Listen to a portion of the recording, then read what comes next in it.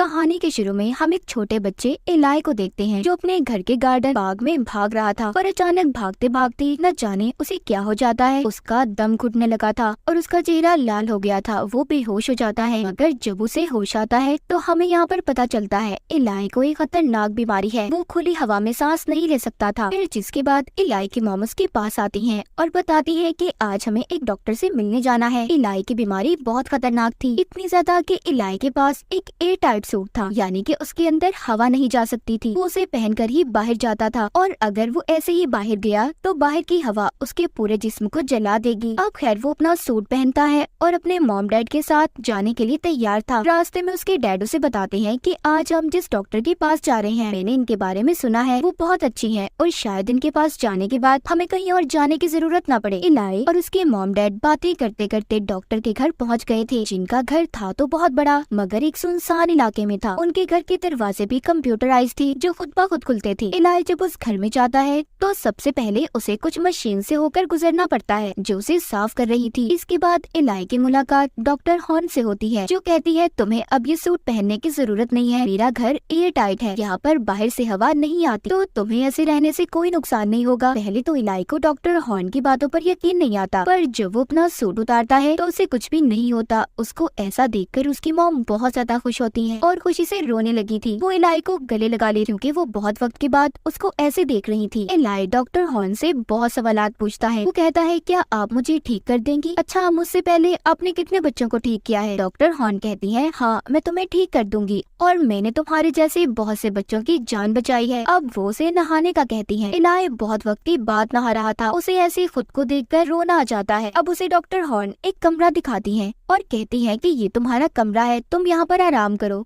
हम कल सुबह मिलेंगे। अब यहाँ से असल कहानी शुरू होती है। इलाई जब सो रहा था तो रात को उसे अपनी खिड़की के पास से कुछ आवाजें आने लगी थी, जिस आवाज को सुनकर जब वो उसके पास जाता है तो उसे वहाँ पर देखकर ऐसा लग रहा था कि जैसे कोई खिड़की के पास खड़ा सांस ले रहा हो, क्योंकि खिड़की पर भाप के निशान थे, जिससे वो डर गया था और कांपते हुए अपने मॉम डैड के कमरे में जाकर सो जाता है। अब वो अगली सुबह ये बात सबको बताता है। सबको सुनकर ऐसा लग रहा था कि शायद इलाई ने कोई बुरा ख्वाब देखा है, जिस वजह से उसे ऐसा लग रहा था। इलाई को कुछ नर्सिस एक कमरे में लेकर जाती हैं, जहाँ पर उसका इलाज होना था, जहाँ पर डॉक्टर हॉर्न उसकी कमर में एक सेल को इंजेक्ट लगाती है, जिससे होगा ये वो सेल इलाई के जिस्म में जाकर उसकी डेड सेल्स को खाकर खत्म कर देगा, जिससे उसकी ये बीमारी भी दूर हो सकती थी। मगर तभी उसके जिस्म में अजीब सा होने लगता है, जिससे उसका सारा जिस्म एलर्जी से लाल हो गया था। उसकी जिल्द उधड़ने लगी थी, उसे बहुत तकलीफ होती है। इसी वजह से वो बेहोश हो गया था। लेकिन जब उसे होश आता है तो वो खुद को एक कमरे में पाता है। वहाँ खिड़की पर एक लड़की पत्थर मार रही थी। इलाई घर के अंदर ही खिड़की पर खड़ा होकर उस लड़की से बात करता है। वो अपना नाम हेली बताती है। वो इलाई से कहती है क्या तुम भी बीमार हो? तुम भी खुली हवा में नहीं रह सकते? तुम्हें भी कोई एलर्जी है? क्योंकि अक्सर यहाँ पर वही बच्चे इलाज के लिए आते हैं जिनको किसी तरह की एलर्जी होती है, जो खुली हवा में सांस नहीं ले सकते। इलाई हेली को अंदर आने का कहता है, पर वो इतना कहकर वहाँ से चली गई थी। अब जब इलाई अपने कमरे में जाने वाला था तो उसे अपने पीछे किसी की आहट महसूस होती है। ऐसा लग रहा था कि जैसे कोई उसके पीछे चल रहा हो। जब वो पीछे देखता है तो उसे एक खौफनाक लड़की दिखाई देती है जो पकड़ने उसके पास आ रही थी। मगर तभी इलाई के सामने उसके डैड आ जाते हैं, जो उसे डांट कर ये कह रही थी कि इतनी रात को तुम यहाँ पर क्या कर रहे हो। वो उसे अपने साथ ले जाते हैं। अब खाना खाते हुए इलाई अपनी मॉम से कहता है मैंने एक लड़की को देखा है जिसने मरीजों वाला सूट पहना हुआ था, शायद मेरे अलावा भी यहाँ पर कोई लड़की है जो अपना इलाज करवाने आई है। जिस पर उसकी मॉम कहती है नहीं, ऐसा तो कुछ नहीं है, हमारे अलावा यहाँ पर कोई नहीं है, तुम्हारा वहम होगा ये सब कुछ, तुमने किसी नर्स को देखा होगा। इलाई चुप हो गया था। वो दोबारा से अपने कमरे में चला जाता है।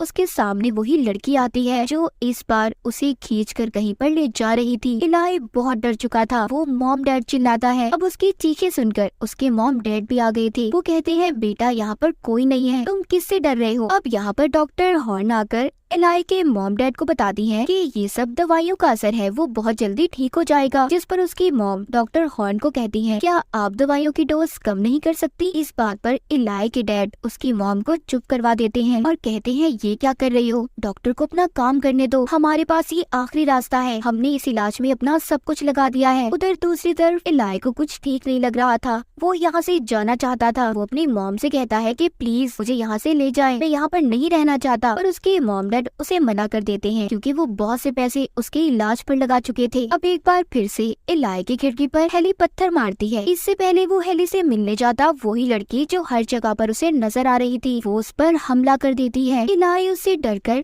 अलमारी में छुप गया था और जोर जोर से चिल्लाता है। वहाँ पर उसके मॉम डैड भी आ गए थे, मगर इस बार वो लड़की इलाई की अलमारी पर उसका नाम लिख देती है जो बार बार लिखा हुआ था, और वो उस अलमारी को भी तोड़ जाती है। इतना सब कुछ देखकर भी अब भी सब यही सोच रही थी कि ये सब इलाई यहाँ से जाने के लिए कर रहा है। अब इसी रात इलाई हेली से मिलता है और उसे बताता है कि मुझे ऐसा लगता है यहाँ पर एक लड़की का भूत है जो मुझे डराना चाहता है और वो मुझे मारने की कोशिश करती है। ये सब बातें सुनकर हेली कहती है तुमसे पहले भी यहाँ पर एक बच्चा रहता था और उसने भी सेम यही सब कुछ कहा था, पर जब यहाँ पर रहने वाले डॉक्टर हॉर्न ने उसका इलाज शुरू किया, तीसरी स्टेज के बाद वो यहाँ पर नजर नहीं आया और मैंने उसे बाहर जाते हुए भी देखा है। पता नहीं क्या हुआ उसके साथ। तो मेरी बात मानो, तुम्हें भी जल्दी यहाँ से चले जाना चाहिए। मगर तभी फिर से उन्हें किसी के चलने की आवाजें आती हैं। इलाई हेली को छोड़कर अब उस आवाज के पीछे जाता है, लेकिन अचानक से कोई उसके पाँव को खींच रहा था। जो वो शीशे में देखता है तो उसे नजर आता है 3 बच्चे जिन्होंने मरीजों के कपड़े पहने हुए हैं। वो उसे घसीटकर घर के बाहर वाले गेट तक ले गए थे और दरवाजा खोल देते हैं, जिससे बाहर की हवा अंदर आने लगी थी और इसी वजह से इलाई की हालत फिर से खराब हो जाती है। पर वहाँ पर डॉक्टर हॉर्न सही वक्त पर आकर इलाई को बचा लेती है और जब उसको होश आता है एक बार फिर से वो खुद को कमरे में देखता है, जहाँ पर उसके कमरे के बाहर उसके डैड डॉक्टर हॉर्न से कुछ बात कर रहे थे। मगर जब उसकी मॉम आती है तो वो दोनों चुप हो गए थे। इलाई की मॉम उसके पास आकर उसे गले लगा लेती है। तभी वो उसके कमरे में उसी अलमारी को देखती है जिस पर इलाई का नाम लिखा हुआ था। दरअसल वो एक दरवाजे का कोड था।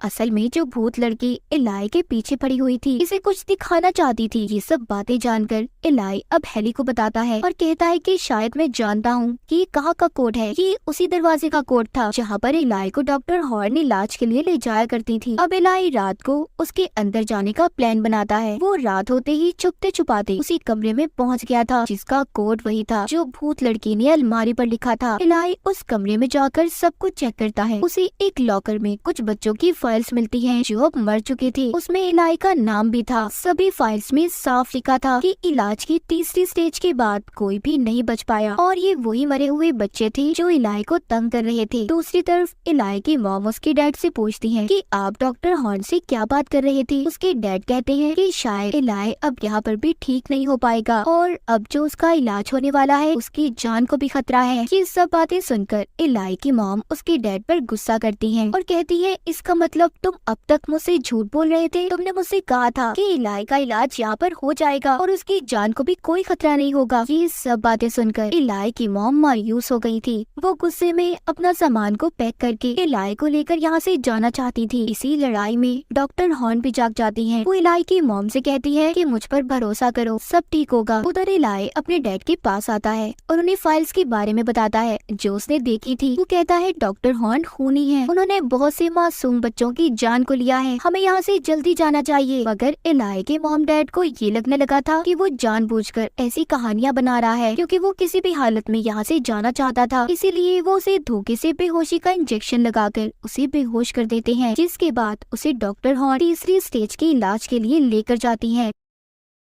इलाई जोर जोर से चिल्लाकर सबसे यही कह रहा था कि प्लीज मेरी बात का यकीन करें, इस डॉक्टर ने बहुत से बच्चों को मारा है। यहाँ पर इलाई को नर्सिस ने पकड़ लिया था, मगर वो एक नर्स के हाथ पर काट कर यहाँ से भाग जाता है और जाकर डॉक्टर हॉर्न के कमरे में छुप गया था। उसे उस कमरे में एक खुफिया दरवाजा दिखाई देता है जो उसे एक तहखाने तक ले गया था, जिसे देखकर वो हैरान था। मगर वहाँ की हवा नुकसानदेह थी और दोबारा से उसे एलर्जी होना शुरू हो जाती है। वो बेहोश हो गया था, मगर जब उसे होश आता है तो देखता है कि वो बिल्कुल ठीक था और सही तरीके से वहाँ पर सांस भी ले पा रहा था। अब वो भी समझ चुका था कि उसके मॉम डैड अब तक उससे झूठ बोल रहे थे कि वो बीमार है। असल में वो बिल्कुल ठीक था। वो अपने मॉम डैड से बहुत गुस्सा था। तभी थोड़ी देर बाद उसकी मॉम आती है जो उसे ये कहती है कि मैं जानती हूँ तुम मुझसे बहुत नाराज हो, मैंने तुमसे झूठ बोला है, मगर मेरा यकीन करो ये सब मैंने सिर्फ तुम्हारे लिए किया है। सही वक्त आने दो, मैं तुम्हें सब कुछ बता दूंगी। लेकिन अचानक से इलाई बेहोश हो गया था। जब उसकी मॉम लॉक खोलकर उसे देखने अंदर जाती है तो वो अपनी मॉम पर हमला कर देता है। इसका मतलब ये था कि वो बेहोश होने का नाटक कर रहा था। उस हमले की वजह से उसकी मॉम बेहोश हो जाती है और इसी बात का फायदा उठाकर वो यहाँ से भाग गया था। बाहर आकर वो अपने कमरे की खिड़की को लोहे से तोड़ने की कोशिश करता है, जहाँ पर दूसरी तरफ हेली भी खड़ी हुई थी। इससे पहले वो बाहर जा पाता, सभी नर्सेस और डॉक्टर आकर इलाई को पकड़कर इलाज के लिए ले जाते हैं। वहीं दूसरी तरफ इलाई की मॉम को भी होश आ गया था, जो तहखाने से बाहर आने लगती हैं। तभी उनकी नजर एक कुएं पर पड़ती है, जो वो उसे खोलकर देखती है, जिसके अंदर बहुत से बच्चों की लाशें पड़ी थी, जिसे देखकर वो डर गई थी और समझ जाती हैं कि इलाई सच बोल रहा था। वो अब एक चाकू को लेकर इलाई की जान बचाने जाती हैं, जिधर उसका इलाज चल रहा था। और इलाई के डैड उसकी मॉम से चाकू को ले लेते हैं और डॉक्टर हॉर्न को देकर इलाज शुरू करने का कहते हैं। वो इलाई को बांधकर किताब को पढ़ने लगती हैं और साथ ही साथ इलाई के ऊपर होली वाटर डाल रही थी। उसे कुछ समझ नहीं आ रहा था कि ये लोग उसके साथ कर क्या रहे हैं और क्या चाहते हैं। होली वाटर के गिरने से इलाई की जिल्द जल रही थी। अब जब डॉक्टर हॉर्न चाकू उसको मारने लगती हैं, तो इलाई को गुस्सा आ गया था। उसकी जिल्द का रंग और आंखें लाल हो जाती हैं। वो गुस्से में उस चाकू को डॉक्टर हॉर्न को ही मरवा देता है। उन्होंने खुद ही अपनी जान ले ली थी और वहाँ पर मौजूद सभी नर्सेस को हवा में उड़ाकर आग लगा देता है। क्या इलाई के पास कोई बुरी ताकत थी जिस वजह से वो ये सब कुछ कर रहा था? ये सब देखकर उसकी मॉम भी डर गई थी। अब इलाई अपनी मॉम से पूछता है कि